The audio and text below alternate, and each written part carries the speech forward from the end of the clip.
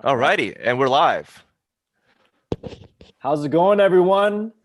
So you guys know we're Welcome. gonna have about a 20-second delay between real time and the YouTube chat, but we are live. Awesome. And we're gonna wait a little bit for people to come on in. I think that there's a lot to talk about today, and we want to make sure that everyone can join and watch and everything. But thank you so much for coming through. Um, there's a This is a very unique situation right now. We haven't done a live in a long time, but yeah. Shall we start with our tradition? Yeah, let's do So let's go hands in, Benny. On 3, 2, 1. lunch break. Great. All right, what's up, everyone? Welcome to a very unique and special episode of Lunch Break. We are doing this live. This is happening right now. It's 1:17 here at the Wangfu office and here in California. Basically, the reason why we decided to do a live stream is because we had, a normal lunch break episode, which is every other Thursday. We had, and usually they're pre-recorded and edited, but with just all the recent news and all the recent just these tragic stories of violence towards Asian Americans. We knew that we had to talk about it before we talked about anything else. And we've been very vocal on our personal Instagrams and social media and Wang Fu's Instagram, but we haven't had a video yet. And everyone at the office has been deeply affected by this. We've talked about it internally a lot. So this was really important for us to do and speak on. And what better way to speak about this than with someone who is very closely tied to all the news itself. We're very, very glad to have with us today a friend of ours named Benny Luo, and he is the founder of NextShark, which is an Asian news site, website, and Instagram page resource that reports on a lot of these these stories. So welcome, Benny. Thank you for having me, brother. Benny, how would you describe NextShark? What is NextShark? I guess you could say, in one word, we're a online media destination focused on Asian American news, but we also, will cover news, outside of America too. If let's say, if it's like Asians in another country, or news that's kind of happening in the motherland that has relevance towards people here. I love how you say the motherland, because the motherlands. I think motherlands. Yeah. The motherlands. Yeah. Yeah, because as Asian Americans, or actually you can even say just Asians in Western countries, because that's kind of what you guys report on, stuff that's happening in Australia, Canada, UK, all over, right? Southeast Asia, also. So yeah, it's a huge resource for the Asian diaspora, I should say, and a lot of followers, a lot of people that get their news from it, at least pertaining to Asians.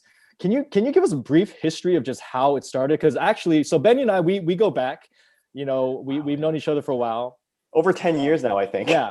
Yeah. But wow. I remember when NextShark first launched, and it was actually, no, I remember what it was before, and then it rebranded as NextShark, and then it turned into the Asian news. So can you, real quick, how did it become this destination? Yeah, so I had a prior company, to this called newmediarockstars.com, and that was basically an online publication focused on covering digital celebrities and digital entertainment. So we were kind of on the cusp of, kind of covering YouTube stars that were really becoming celebrities. The rise of like online streaming and whatnot. And I think we worked with you a couple of times, on stories too. And so I ended up selling that company in like 2013, and I was trying to figure out what to do next. And so in the context of NextShark, I started it with $3,000 of my own money. We've never raised like a round of funding, nor have we taken any loans or anything. My vision at the time was basically just trying to create a funner version of like a business news site. So if you notice early on, there's like a lot of, stories pertaining to entrepreneurship, building brands, building companies. But we wanted to, kind of make it a little bit more interesting. Yeah. And it did. I would say that it did okay for the most part, but it wasn't at like a scale that we felt that was meaningful, I would say. And for me personally, I didn't feel as fulfilled. And so that's why like that's called NextShark, because shark actually comes from I come from an online poker background. I played online poker like back in the day, and when I read up on entrepreneurs that I kind of looked up to, who actually just happened to be Asian American too. Like one of the people I looked up to was the late Tony Hsieh. Right. He was the CEO of Zappos, and he wrote a book called Delivering Happiness. And he kind of talked about how, his experience of poker kind of affected how he kind of looks at business situations and how he makes decisions. So that's kind of where Shark comes from. Next is just kind of, it defines kind of like the next generation. So when did the Asian stuff come into play? So I would say that maybe towards the end of 2000, towards like somewhere around 2016. We noticed that a lot of our, I guess, Asian-centric content was doing well. And so naturally for us, it wasn't really by design at first. It was that, we featured a lot of, we just so happened to feature a lot of Asian faces that, were leaders in their industries, who were entrepreneurs or who had really unique success stories. And naturally, we just saw a good feedback for those stories. And that was kind of when we first got some good feedback, where it was like, hey, we noticed that you're featuring Asian Americans. We have issues with representation. It would be cool if you guys could do more of that. Yeah. And we were like, yeah, of course. Why not? Why wouldn't I? Me growing up, to Chinese immigrants and, dealing with racism growing up and struggling with my identity and everything, I have an affinity to it. And so if I could help contribute to helping, helping with representation, then I would, right? And so even then, we were still kind of focused on business in that context. But when the Olympics happened in 2016, we started getting people saying, hey, you guys should maybe look into covering, Asian athletes. And next thing you know, it was like a small little pivot where we kind of like pivoted to kind of like a higher purpose of, trying to give Asian Americans more of like a bigger voice. And and when it came into the topic of like social justice and everything, when the whole Dr. Dow's situation happened, the Vietnamese American doctor that was forcibly thrown off a flight, we got so many calls to report on that. And, the United Airlines. We haven't forgotten United. We haven't forgot. Right. The old man that was dragged off. Right. Yeah. Okay. Mm-hmm. Exactly. And so that kind of set a new kind of tone for the type of content that you guys would be sharing about. Yeah, it's just we just felt like there was a higher purpose in this, and we think that if we could somehow make some sort of a difference, then we would. And if we could build a sustainable business out of it while we can, I mean, that's just that's icing on the cake. So just real quick, I mean, I know there's people that are just coming in and actually just saw someone in the chat that's not even aware of why we're doing this live stream. Just to give everyone a quick context and background on what's going on, and actually the fact that people don't know is a huge testament to the issue and the problems that we're facing right now. This past week, there's been, I mean, technically since the beginning of the pandemic, there has been a astronomical rise in hate crimes and discrimination and racism towards Asian Americans and Asians all across the world outside of China itself or Asia itself, and it's rooted in just a lot of ignorance, rooted in the pandemic.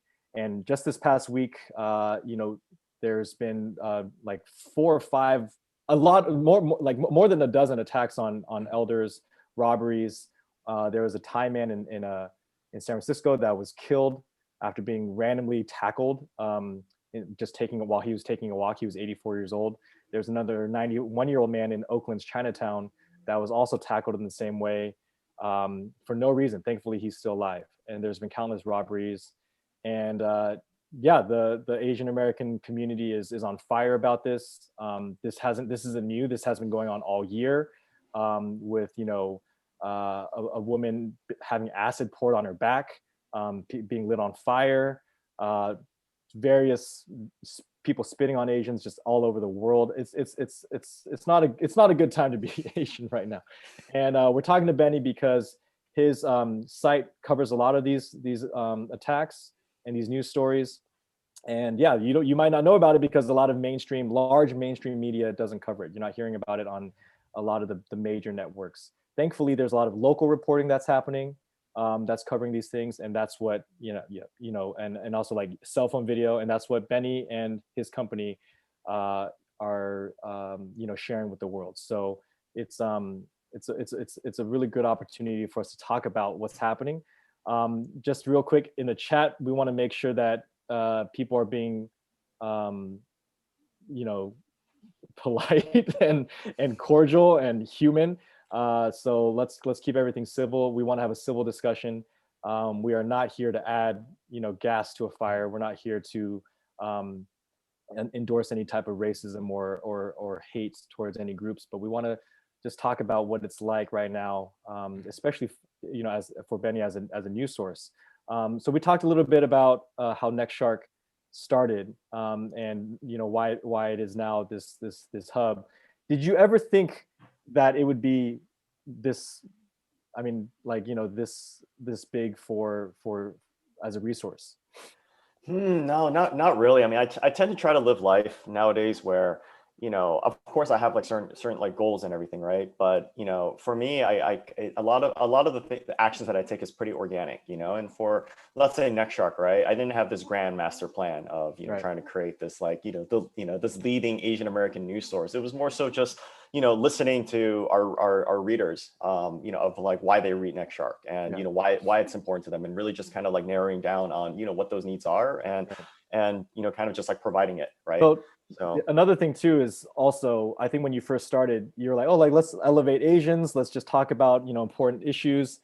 I think what's interesting about your page now, and a lot of other pages, there's other pages that, you know, report on this stuff. Asian and Loud, Asians with Attitude. There's a bunch, right? One thing that I feel like is within these last few years, you're getting to see a lot more division also within like the comments and you know, among our own community. Was this something that you expected, and what does it feel like when you see that? Oh man, it's hard. It's rough because, you know, when it comes to, you would want like great discourse and great, you know, discussion and people to have healthy debates, you know, with civility, right? But you know, it is very heartbreaking, and it's heartbreaking for our team too, because, you know, they work really hard to, you know, research and report on the stories in the most like ethical and the most like in the best way possible. And you know, to see so much division and fragmentation in the community, it sucks. But it also kind of, it shows like how diverse we are. Like we're not a monolith, you know, we're made up of different like backgrounds, beliefs, and everything. There are, you know, there's certain like problematic individuals in our community. And you know, and when it comes to commenting, I mean, you know, we've definitely gotten criticism in terms of, hey, are we doing a good job, you know, moderating and commenting? And you know, the fact of the matter is, like, my question is, who is in this day and age? Yeah. And it's and even my staff, I mean, you know, they work really hard to, you know, maybe it might not look like it, but they work really hard to, you know, How big moderate is your staff? We only have, I think we have like maybe 7 full-time employees, and we have like maybe 1 person to handle like social media. You know, and that's like, I mean, just to give it some perspective, right? 1 person to handle managing, creating content, you know, and monetizing, you know, multiple like, you know, big, you know, audience pages in the millions, right?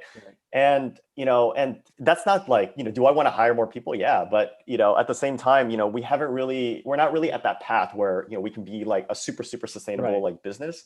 And, you know, it takes a lot of resources to do this. And we've had like amazing individuals in the past that have kind of volunteered their time to like, you know, moderate. And those guys were like amazing. But even for them, it's like after a while, like when you see more and more of those things, I mean, it affects you mentally. Yeah. I would say also, like, there's the more and more attention you're getting, the more and more expectations there are on you, right? And there are expectations that are from multiple groups. And as you said, Asians are not one monolith. We don't all think the same. We all grew up very different. And this is something that we've acknowledged here at Wong Fu too. Obviously, we know Wong Fu doesn't represent every Asian person that's out there, every Asian American, Western Asian, whatever you want to call it.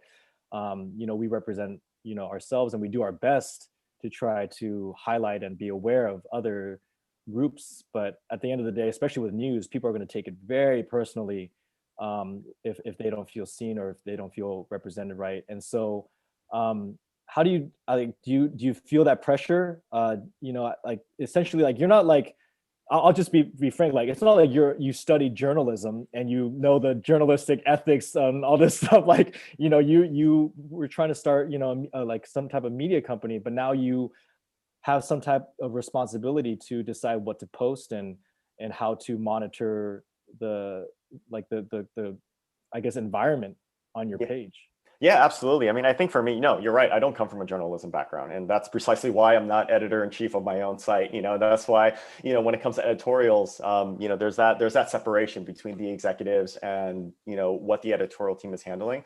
And, the people that I hire, they have journalism degrees, but even then, when, as you see, like there's a lot of attacks and a lot of criticism, towards the media right now in general. And I think that, while this is not to talk crap about like the media companies that have come before us and pioneered like, some great sort of initiatives, is that we still have things change, and new media and the way you present things still also needs to evolve, especially in a landscape like this, right? It's not so much like anymore where it's like, okay, I think that, writing, reporting it this way, like how do you report it in the most like neutral way possible, right? But you're kind of in this age where I think that a lot of people, they're on social media, and some people are very emotionally charged, right? And they'll see something and they'll immediately think that, oh, it's we're automatically kind of on this side, right?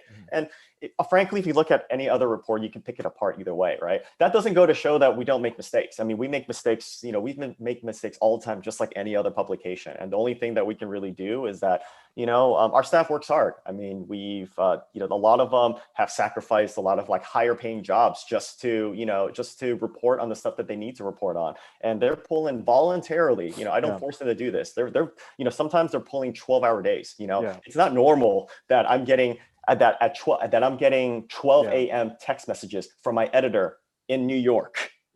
Because he's still working, because he's like, yeah, there's an urgency to report on this. I have to get this done. They're barely getting any sleep. And that's the thing. I think with social media too, it feels like every minute counts on social media.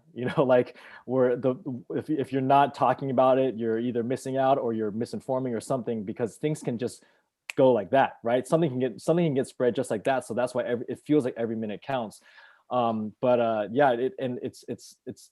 I can see that feeling of being really tough. Like even when I'm just trying to think of a tweet, I might sit there for like 30 minutes. I can't imagine having to put out these articles so frequently. I was actually, I was going to ask too, like, do you feel like, I mean, obviously with social media, it's not the best place to even have these conversations a lot of times, right? Like, so you have these comments, you're going to put something out there, and people are going to be divided about it or have a certain reaction. And the thing that I feel really sad of when I just see comments anywhere, like on any publication, is like, this is so not the place to have these discussions. Even like the chat box right now, like I'm glad people are trying their best to be cordial. Like, look, it takes an entire chat, like nothing's going to be solved in one tweet. Nothing's going to be solved in one comment, and everyone wants to have that feeling of like, I proved it to this person in one tweet or one comment. And that's not the case. You have to have a conversation, right? And so I think that's like what really frustrates me when I see, the comments on your post sometimes, because I'm like, guys, this is not the place to do it. I wanted to ask you, do you feel like there's actually, because you've been covering these stories for so long, and by so long, I'm saying like just like the last several years, do you feel like there's actually been an uptick in crime really from this year and the pandemic, or has it been going on and just it hasn't been reported about, or maybe now people are culturally, society, we're more prone to having our phones out, and that's why we're seeing it more? Or what do you think? I had a similar question, Phil. Like, I'm curious to know if is the reporting going up, but the level of crimes is the same. Is the algorithm really just kind of feeding into this, and as it's maturing over time, like, are we just kind of in this bubble where we're only getting Asian American news, and we as Asian Americans are seeing this more? So like, I'm curious to know what the actual statistics are, and I'm not sure if you guys have those answers either, because on my end, I'm not sure what the actual statistics are, but it appears that there's a higher rate of all these different crimes. Yeah, I mean, I don't have like official numbers. I can really only speak on our experience over at NextShark, and I have some statistics. I mean, well, before I speak on NextShark, there has been organizations like Stop AAPI Hate, A3PCon, who has been like setting up pages for people to anonymously report on incidences. I'm not exactly sure the exact numbers yet. I think that number was around like 2,800 or something in the last year, but I don't know. Please don't quote me on that. Mm-hmm. But on NextShark side, I would say that to give you some estimates, since the start of the pandemic until now, I would estimate that we've published roughly about 700 stories related to COVID-19 and how it's affecting Asian American communities or just Asians around the world. And about half of those stories, so 350, are related to discrimination, racism, and harassment on Asian individuals. And I would say about like 100 of those cases have been, regarding violent and, physical attacks on Asians around the world. And around 30% of those, I'd say, are, attacks on the elderly. Now, one caveat that I want to note too is these are only reports where we were able to do the research on, probably speak to the victims or take down or talk to the police and get a statement from them. But there's a big handful of stories that don't ever get the light of day, where because let's say we'll get let's say a flood of people asking, hey, you got to cover this, and they'll get mad at us that we're not covering it, but then once we actually reach out to the source, they don't want to go public with it. And obviously we have to respect that, And so, and those instances have happened many times. And so, again, I mean, the feeling is that, I do feel like there is an increase of it, but I don't want to kind of jump the gun and just throw numbers out. Yeah. I mean, I think at the end of the day, though, there is a reality of what it is now. So, whether it's, what it has been is what it has been, right? Whatever. We're now, and it is alarming, and it's sad, it's enraging, right? A lot of people are very upset. And here's the thing, talking about it, even doing this live stream at the end of the day, I know you were on a, there was a big DDK and Daniel Wu, conversation clubhouse, and there's all these videos and stuff that are talking about. I think the reason I have an issue with a lot of these videos, and even this one to a certain degree, is because it's at the end of the day, I don't really know what the actionable item is. And I think that's what a lot of people in the comments of all these stories and all the tweets and everything, our community is trying to figure out what it is that we can actually do. And then there's people even within our community that, are debating what's right or wrong. I'll just say it right now, there's in every post, there's a lot of anti-Black, comments and additional racism being added to the fire. And then you have other people that are saying, hey, don't even talk about that, because, Asians are, that we shouldn't even, talk about, how there is a divide and tension between our communities, and so people feel like they can't even talk about it.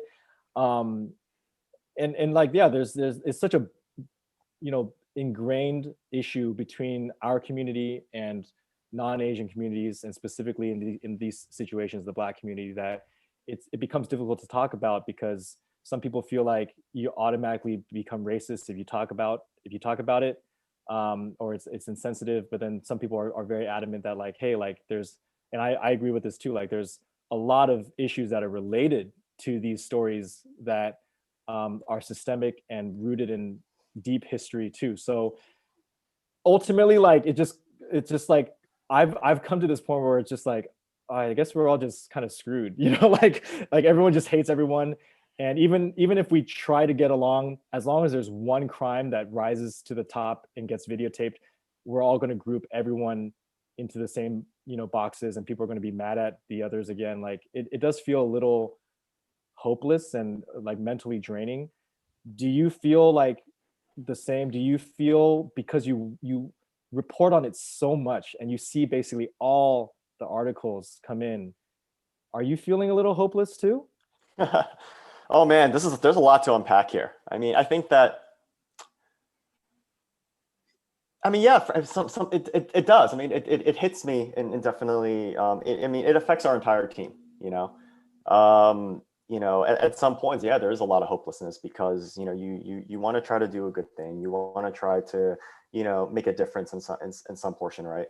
And I understand. I mean, there's a lot of frustration, because everybody wants to know, what do we do from here? What is the action item, right? Yeah. And and it's extra hard when to really come together on an action item when clearly like our community is still extremely divided on various topics, you know. Well, And let's pause real quick there. Like, let's talk real. Sorry to interject real quick. Like, I kind of want to address real quick some of these topics. Like, you know, there are people that are saying we need to increase.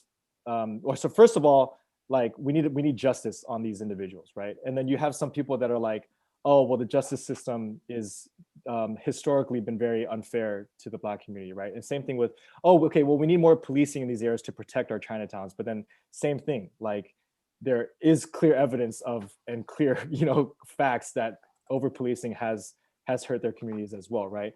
So Asians I feel like we're stuck in the middle of this yeah, battle actually between, you know, obviously like racism between the two more major groups in this country, which is white and Black.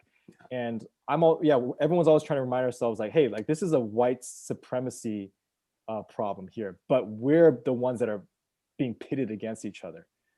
And that's, I feel like, you know, that debate is happening even within Asians, where it's like, you know, it doesn't matter, like we need to protect ourselves right now.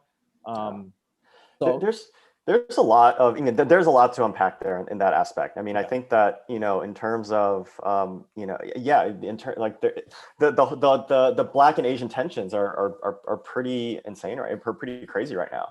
And, you know, for me, I think at NextShark, yeah, sometimes we do personally feel like in the middle of it, but at the same time, we're not exactly activists either. And, you know, now I'm kind of interjecting and kind of giving my own personal thoughts of the situation. But I think that, you know, generally speaking, this is how I see it. When it comes to kind of like civil rights and making change and everything, right? If you look at history from the beginning until now, right? There's one commonality, and that commonality is that minorities have been helping each other, you know, indirectly and indirectly for a long time, dating back to, you know, indigenous people to slavery, who, you know, where African Americans, you know, fought with their lives to be pretty much like humanized, to even be said as a human, you know. And then going on to, you know, to Wong Kim Ark, who, you know, Chinese American that was born in the U.S. that, you know, couldn't get, you know, a passport, and, you know, he had to fight all the way to the Supreme Court, and, you know, he eventually won and solidified that, you know, anybody that is born in America, you are a U.S. citizen, birthright citizenship, right? And then you have, you know, Japanese internment with, you know, during World War II, and then you have like the civil rights movement, you know, that helped lead the way for a lot of the changes that has happened today, you know. And so it pains me that I see so much like divisiveness in the community, and, you know, and I know that there's definitely a lot of bad eggs. I know that there's anti-Blackness in the community. I mean, I've seen it myself. I've seen it, you know, you can clearly see it in the comments, right? And it's very heartbreaking.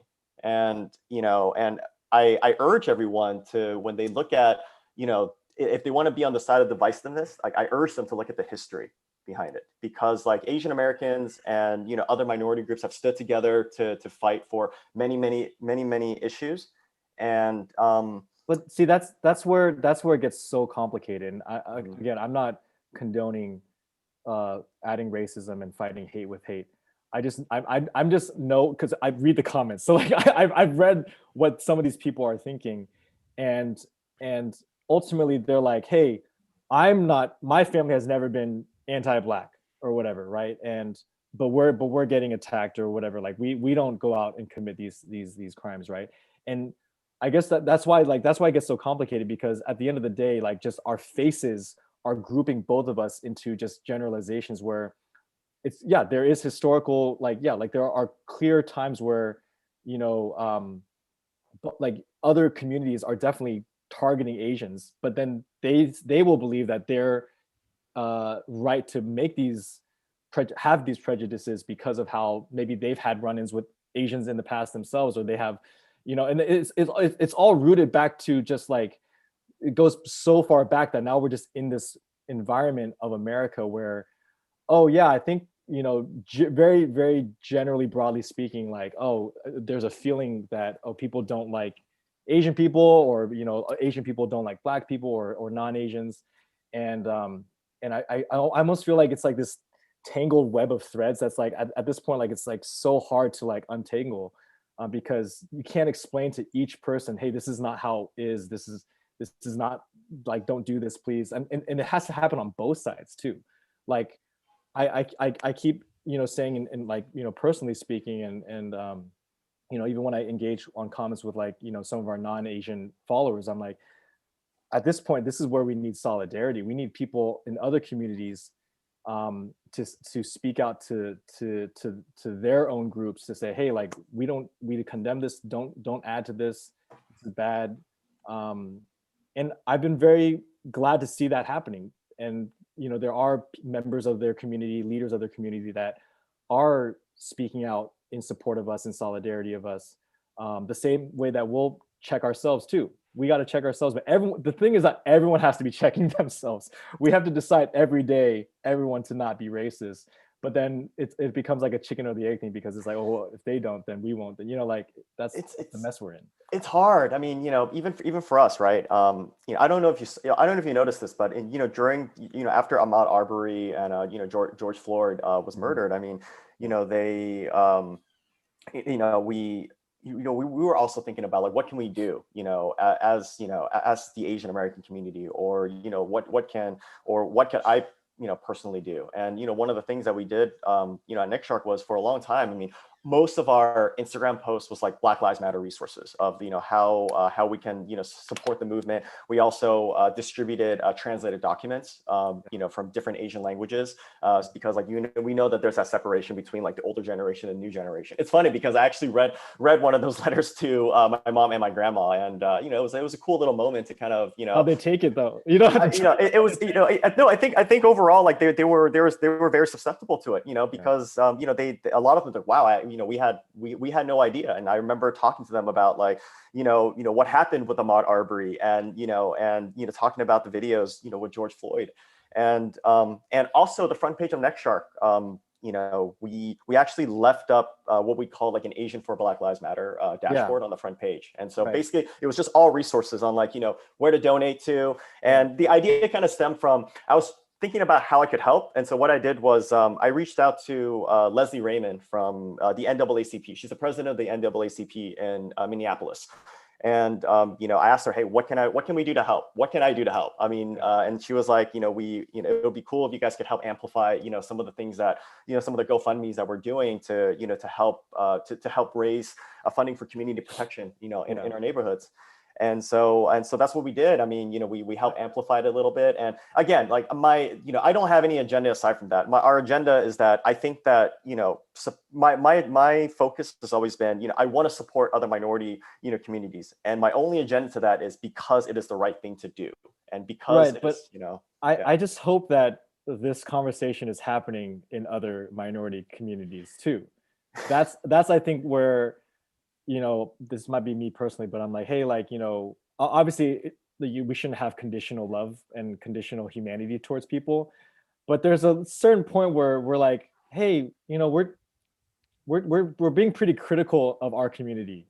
You know what I mean? And I think it's okay to have a little bit of expectation and hope that that others are doing the same. And I believe, I would like to believe that there is, and it maybe just doesn't bubble up to a point where it gets spread around and more people know about, because I think people like to spread hateful viral videos more and get that get that ritual going. But I think that there's I've thankfully seen posts of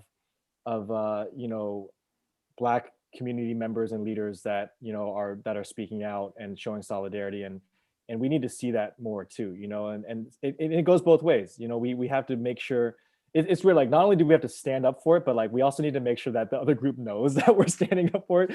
Otherwise it just perpetuates this cycle of, like, oh, like, no one's standing up for us, no one's standing up for you, so.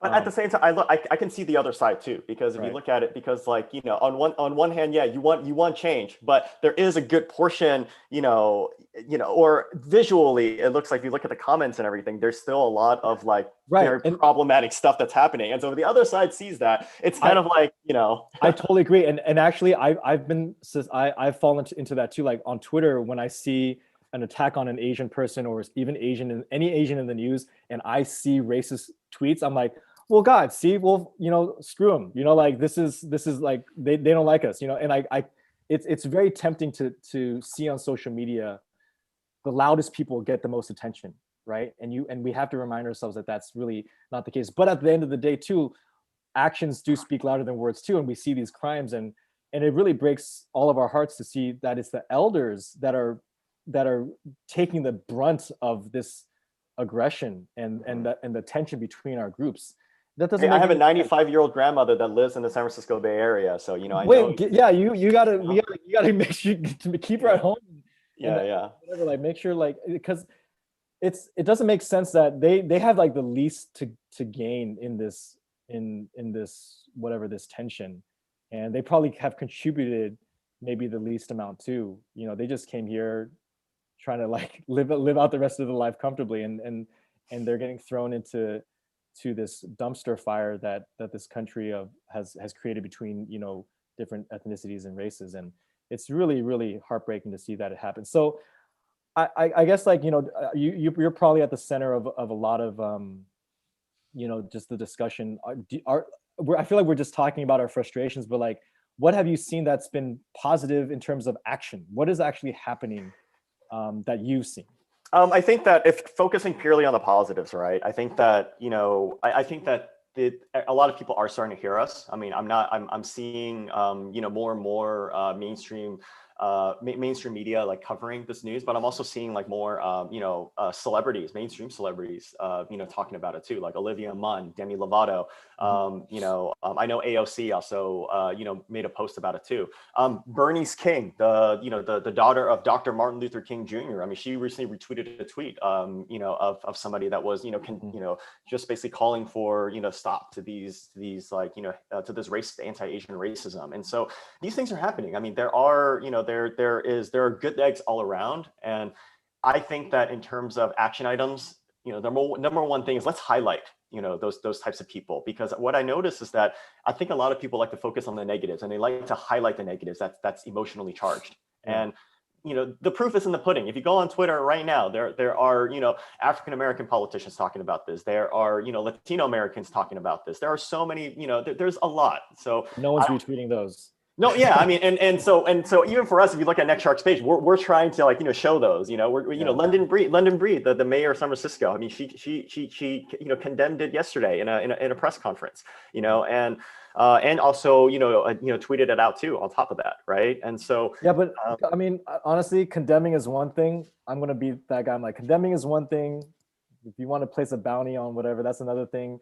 But like, and this isn't even just Oakland and San Francisco. Like, I hope, you know, in communities all across the country, like there's groups that are activating themselves to get involved on the ground.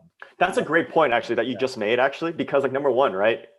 Let's say, you know, like, we also have to hold people accountable for people that are trying to make that change. So, for example, like, let's say in New York, right? I think I heard that I think we reported last year they made like a, you know, Asian American task force of some sort, right? Are we, you know, is that, you know, what sorts of details, you know, is that initiative, right? And, you know, are we getting kind of updates on what exactly is happening, and are they approaching it in the right way, right? And you know, I think that it's a matter of, you know, once we have those action items, are we keeping the people that are trying to help make that change and make those things accountable? And that includes, like, you know, all of us just you know, doing our best to kind of keep tabs on what's going on. Otherwise, like you said, the frustrations build up, and we're kind of just back in square one, and these things just kind of fizzle out, and it just looks like all we did was just, you know, kind of say it, but did we actually make a contribution, right? Yeah, and I think, like, I've seen some positive, you know, action, people taking action, like just citizens. Like there's a group in Oakland, started by non-Asian, and he wants to help, you know, escort people. He works security graveyard shift, and he, like, you know, put out on social media that he's willing to escort anyone to their cars, to businesses closing up. And then it went viral, and a bunch of people signed up, you know, to basically be this, you know, citizen group protection, I guess, like, you know, organization, you know, taking donations for like personal alarms, I guess, so that if you get attacked, you can, like, you know, there's like a device where it creates like a loud sound, and handing them out to seniors. Yeah, that's the stuff that I want to like elevate. That's the stuff that I've been trying to like promote and stuff. And because yeah, it's easy to just post a terrible video and be like, I'm mad, you know, like I think the next step is like, okay, well, who's actually helping out at these senior centers, at these community centers, who's getting involved, and that's what I really want to figure out. Yeah. How we can do something there. Yeah, it's and again, I mean, action items, right? I Yeah. mean, how I look at it is change also takes a lot of time. I mean, it's a Yeah. long, it's not a, it's almost like a marathon, not a sprint in a sense, and Yeah. it requires a lot of sacrifice and blood, sweat, and tears. And it's and I know that things are emotionally charged. I mean, what if that was my grandma in those Yeah. videos, right? Right. What if that was, right? Yeah. Um, I have questions from Instagram and yes, also from our Patreon page let's do it. that they wanted to ask. And I think this one's good to talk about. Thoughts on how the term model minority plays into the recent events. Hmm. That's a I mean, we've talked about this before, like on our channel, and yeah, Benny, I'm sure you have thoughts as well. Um, to me, I'll just like real quick, like to me, speaking about the model minority myth, that's recentering this these attacks as not a like a Asian and black struggle, or sorry, tension, but a lot of it is still rooted in white supremacy and how Asians were depicted and portrayed to harm other people of color. That's my take. What is your take? Man, I mean, I'm not very good with these definitions, but I think what you said, it's a good kind of, highlight. I think that, for me, like model minority it's kind of like, like I believe, yeah, it is kind of rooted in white supremacy in a sense, because it's like, oh, look at these guys, they're doing so well. They came here with, with nothing, and and so and it's almost like we're kind of being weaponized to to doubt, to kind of like make other communities like look bad, and I don't really like that either. I don't know like what the intentions are, but And it's like working, and it's actually working. yeah. That's why people see us this way, and they think we're easy targets, or that we should be the first to be targeted, because they think that we already have it good. They think that we're um I've seen comments that think that we're white, that say Asians are white, like it's I guess the term almost like implies that there's a ranking system, right? So like if the yeah. majority is in first place, there's no model majority because they're already in first place, right? So the second place is naturally the model minority, right? And then to get to that point, uh, like we are, I guess, tricked into thinking that we have to step on the next one to get to that point, but that's all like an illusion, right? Do you sorry, next question. What do you think of the networks, I guess major mainstream media's lack of the coverage? What do you like? Is that what you're seeing, or I think that I feel like it's starting to change. Like people are starting to pick up on it. yeah, it's starting to change, but I would say that one thing, it's that yeah, while yes, like I would say that we were definitely one of the first people to get on it. I mean, we one of the first major incidences was a guy that was collecting cans got robbed, and Right, right. and verbally attacked, right? Yeah. And we started covering it there until now, and oh my God, sorry, I completely lost my train of thought. Oh no, we're just talking about like how they like if they're covering it or not, if it's getting yeah. And And even that so, story too, that was also in kind of the Bay Area, right? Like, is that something of concern? Like, are there more isolated cases in the Bay Area? I feel like I'm hearing a lot that kind of come out of that. our internal data shows that yeah, it did exist a little bit more in the coastal cities, like in terms Mhm. of us, because we were collecting data too. We didn't like allocate, we presented our data, and we gave it also to some API too, so maybe that might have been Mhm. allocated. But for us, yeah, we do notice that some of them came from like the coastal cities, like California and the East Coast. And oh, I remember what I was going to say to you, Phil. I think that while yeah, there has been, I wish that mainstream media covered these more. I mean, now it's starting to change, right? But I also want to give credits too to local local journalists that work for the mainstream, like Dion Lim, Francis Wang. There's a ton of different local journalists that have been working on the ground floor trying to get this out there. Even like my friend and business partner Mei Lee, she did the Mei Lee show. She does the Mei Lee show, and she's been working tirelessly just looking at these coverages and even following up with certain instances on her own too. Yeah. And it's all Asian reporters too. And that just proves that, unfortunately, but it makes sense. We have to be the ones that are going to talk about it first, because it's important to our community. We have to make the noise, and we have to get people to care, right? We have to get to a point where we have to prove to people, hey, this is not just us, a small thing that we're complaining about. Like, this is actually like a pretty big problem, and get them and get people to notice, and yeah, just give us a little bit of validation that this violence is serious. Let me still looking at these questions. Benson, if you're seeing any from the chat, let us know. So here's some. We have some from several non-Asians. So even as an African American, as a non-Asian, what can we do to help? I think one of the biggest challenge, obviously, if not the biggest challenge, is trying to find the solution, right? And I keep kind of going through these cycles of trying to figure out what that is, and then ultimately, honestly, I just think it comes down to education and conversations just like this, and just like learning from one another, right? And the more that you educate yourself on, the more, I guess, difficult it becomes to find that solution. But it's like it's osmosis, right? If you are having a conversation with another party that you're having an argument with, or some sort of tension, the more that you talk about it, the more you get closer to a solution. But you might not get there, but at least you'll understand each other more, right? Like, just even on a one-to-one conversation, I think like that would be the best way to go, right? Yeah. Versus ignoring it altogether, or placing a label on that person, and saying, I'm right, you're wrong, that situation. I think the whole open-mindedness comes into play with that. Right. Well, I think specifically, if you're non-Asian, I think this is a moment in time, and I hope it's not just a moment, that we're all conscious of this need all the time. But we need amplification. We need solidarity. We need people to purposefully come out and tell their circles, hey, like, do you guys know about this going on? Like, and checking in with their friends, and making sure people know that, making sure that they put out there that they want to see this end. And I think it's important to be public about it, and to share these things, because it still boggles my mind. We're like 2 weeks in, technically a year into this pandemic, but of the recent news, and sometimes there's posts that go out, and I'm still seeing people like, wait, what's going on?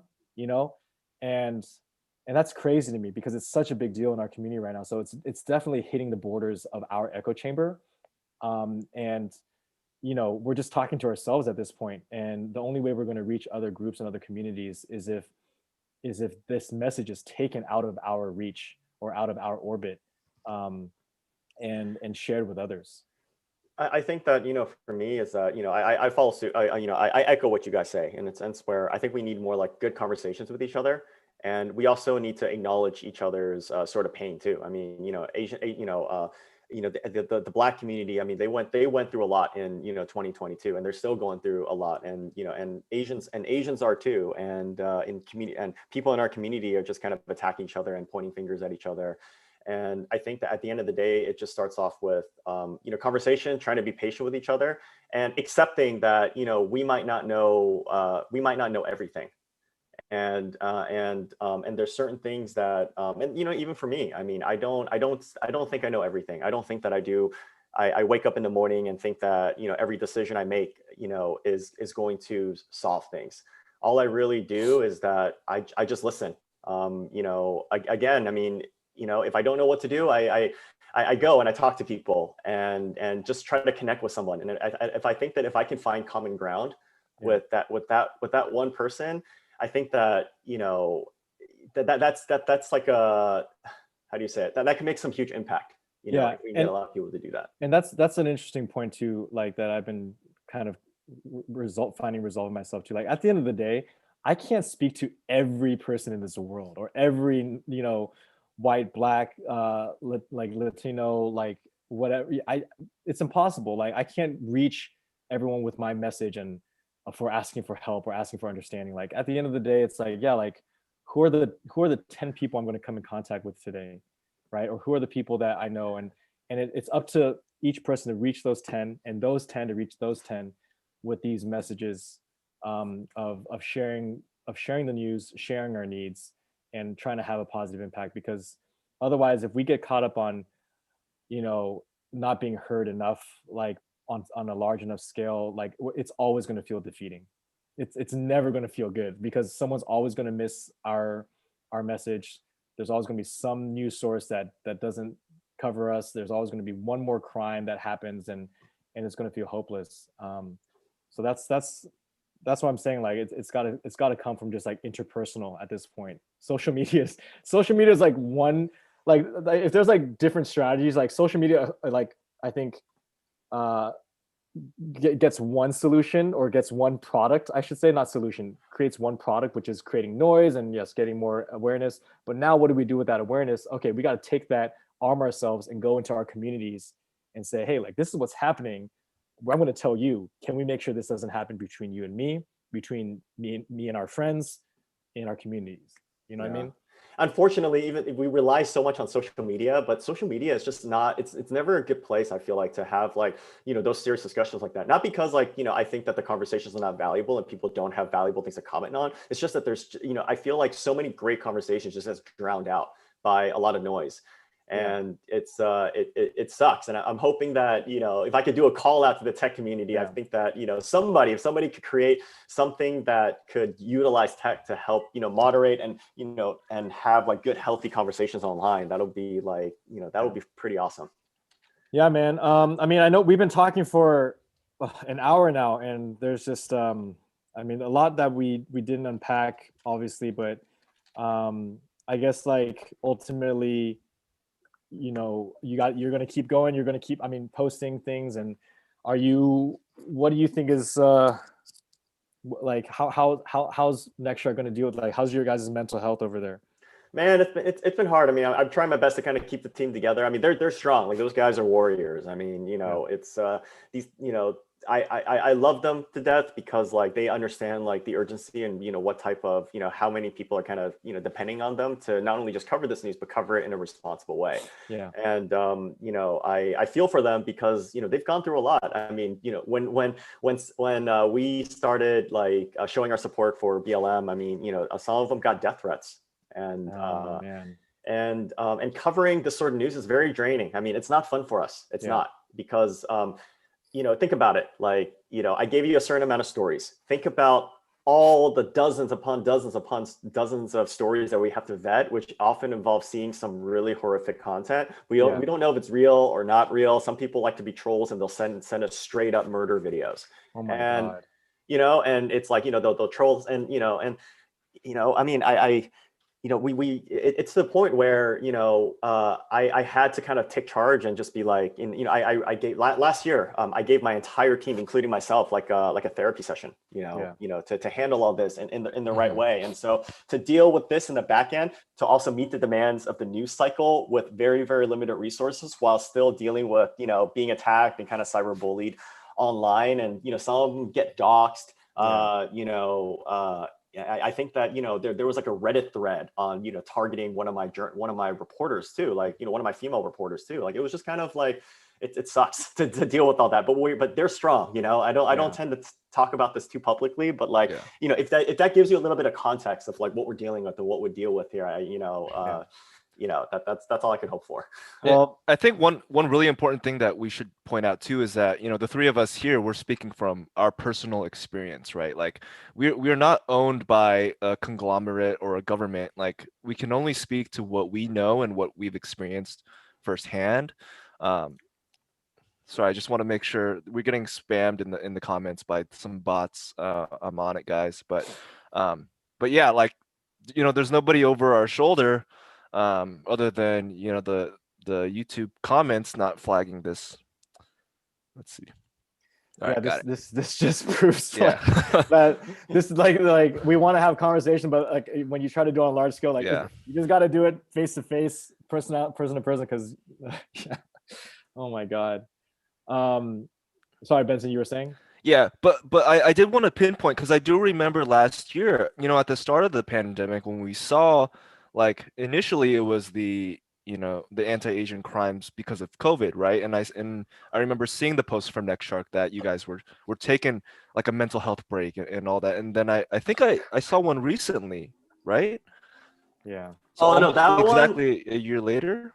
No, that one actually, that one was more for our audience. I mean, that one was Okay. basically like, we when we were covering a lot of the news last year, right? We got some feedback and some comments where it was like, man, like this is like, I know this is happening, but it's like it's really just making me feel like crap, you know, and for us, it's like we care about mental health doesn't really get discussed that much in the Asian American community, So what we did. That's a whole other Whole other yeah. thing, So we just basically told our audience, we just wrote a letter saying, hey, we're thinking about you guys, just a forewarning. I mean, it's, we've been getting slammed with a lot of these like stories like targeting, our community. And, we know that, seeing just an endless list of all these reportings could be like, it could be emotionally distressing at some point, And so if you need to mute us or even unfollow us temporarily, like we totally support that. Yeah.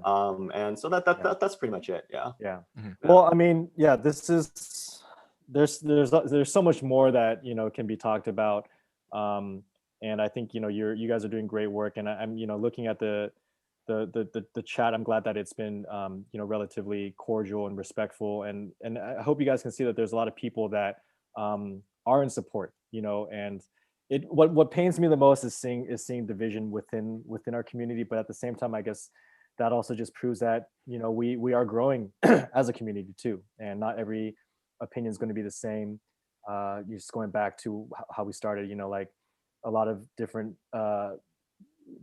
Asians and outside, that grew up as part of immigrant families or not, whatever. Like we all have different backgrounds and we have different responses, and I just wish that we could. I wish we could keep our eyes focused on the main thing, which is like equality and respect. But obviously, like in these instances and heightened moments, the conversations and narratives are gonna change and be diverted. But there is a lot of support out there for us, and I'm trying my best to focus on it. It's tough because I do see anti-Asian racism, and I it makes my skin crawl, and um, but I think I there's no solution except just trying to focus on the positive and also contribute to the positive, right? Like what we were saying. So Yeah. I hope everyone watching, if you are Asian and you feel scared for your family or for your kin, try to get involved, on a micro scale. Go reach out to someone that needs the help, reach out to an organization that needs the help. This isn't just a San Francisco, Oakland, New York thing. This is happening everywhere, right? So be vigilant and be protective of our own. And to our non-Asian fans and followers, like help us speak up on it, speak to your communities and your family members about it, and show that unity with us, because we're there with you too. Um, and yeah, I'm rambling just because Yeah, I think another thing to point out too is, there is going to be that internal guilt that you feel for not making a statement, right? And I think that's a big struggle that a lot of people face, like, um, we see the comments, as soon as something happens, we get tagged and, hey, what's your opinion on this?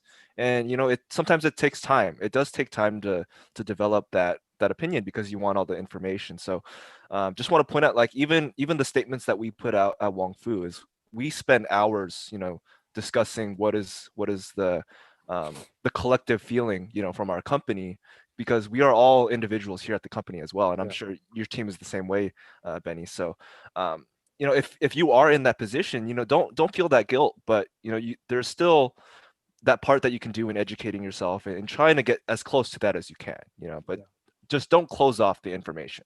yeah. Yeah. don't, Well, and sorry. go ahead. No, go ahead. No, I was just saying, and again, like all of us are, we're just humans, just like you guys, and we're just trying to, we see what's going on, and I think that of course, like we want change, and of course, like if we could, somehow do something to be a part of that change, we would. But I will say that we're learning, every day, just like everybody else is, and we're also trying to unpack these answers like ourselves, because we know it's important, because ultimately it's going to affect how things move forward. And I hope that even if it's as small of a contribution that we can make, I think that that's all we can hope for, because if we can all contribute just a little bit, I think that that's how we'll be able to advance forward. Right. Well, Benny, thank you so much. This has been a great conversation, and your insights really helpful too. Just knowing that there's a human behind that page, I'm sure a lot of our viewers benefit just from seeing that. And I know you guys are trying to do your best, and the Asian American community needs you guys to keep going. You guys are doing good work highlighting injustices towards us and supporting positive change, and highlighting also our allies as well. So we need all those things, and it's a tall order, but you guys are doing your best. We wish you the best, and we'll keep watching. Yeah. Thank you to everyone who who tuned in on the live stream. I'm like losing my voice. I've been like talking so much, but yeah, thanks for all the comments and the discussion. I hope everyone over there also feels a little bit of positivity in that room, and feels that that we do have allies, and that we are supporting our community. So let's keep that going. Spread it beyond this room. Spread it beyond this live stream. And thanks for tuning in, everyone. And Benny, one last message. What's the best way to find you, to support you guys? Just follow us anywhere. It's just at NextShark. And if you, and then I think my personal is just my full name. Everywhere. Benny Luo. Yeah, Luo. Yes. Luo. Exactly. All right. Thank you, everybody. Happy Lunar New Year. Yeah, New Hey, yeah, it's Lunar New Year's Eve. Yeah. Like, it sucks that we have to talk about this, but we have a lot to celebrate in our culture. And happy Black History Month as well. Yes, Absolutely. Both can happen at the same time, guys. Both can be celebrated. All right. All right, All right, guys. Signing off. Thank you. All right.